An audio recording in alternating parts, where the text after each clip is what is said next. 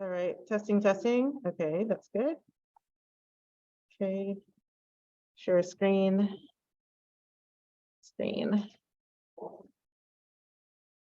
All right, and Zoom is on. Great. I think I'm going to get out of your way.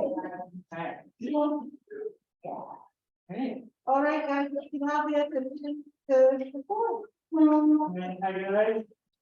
Yeah, my name is Yvonne. I'm down here from CCA in San Francisco. Has anyone been up there or seen the campus before? No? Cool. Has anyone been to the old campus in Oakland? Little nods, yeah. Yeah. Okay. Well, a big news bad news on that front. So the CCA was founded in Oakland, but actually our Oakland campus closed permanently in the spring. So that's kind of the big news that we have on CCA. We have unified everything in San Francisco. Long term is going to be a really good thing. People are going to keep the heart back and forth anymore. So that's super helpful. It's not 4%. Yeah. There we go. So yeah, you're completely in San Francisco now. It's really, really cool. Private, nonprofit art school. Is anyone thinking about majoring in art, transferring in the next year or two, photography, design, and other? Okay, cool. Right. There's a reason for me. Yeah, so we have 22 different majors at CCA. I'll click through just like a quick intro before I get more into portfolio stuff specifically.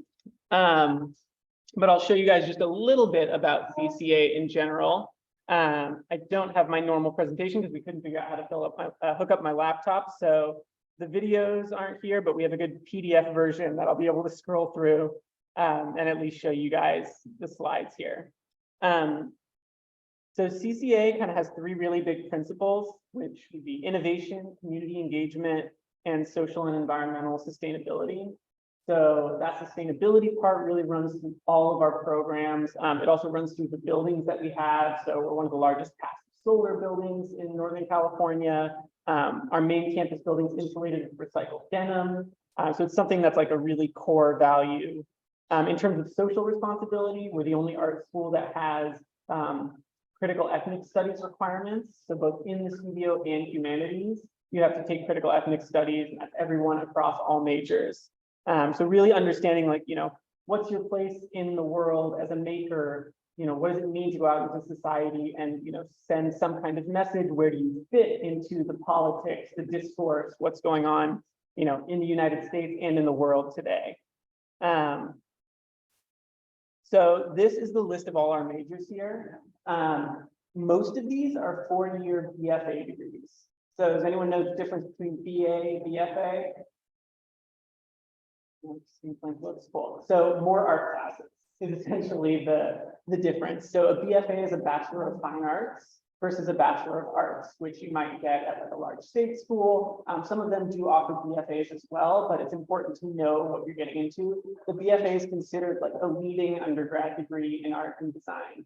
So if you really want to be, around people who are all artists, all designers, that's what you're focused on. A BFA is really the way that you want to go.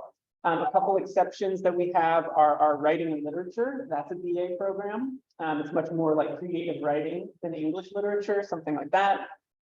And we have game arts, which we're really excited about, which is brand new. So video games, tabletop game, strategy game, all kind of falls into that. It's not game development, so it's less programming focused, but you do learn like game engines, how to design and build a full game as well. Comics is also one of our brand new majors. So we've had a graduate program in comics for a long time. You can actually get a BFA in comics and make that the focus of your work. So, art school versus, CSU, UC, large state school, you're going to have a lot more classes in the studio. You're going to have more classes in your major, and you'd have less things like math. Basically, math and science is the big thing that, if you hate that, unless you're majoring in architecture, a private art school might be the way to go. A couple more definitions of those things. So private means not part of the state system, right? So we're not funded by California directly. That means that our tuition number sounds really scary up front. And then we tell it to you, it's about $57,000 a year. But we're a nonprofit college. So that means, we're not making money.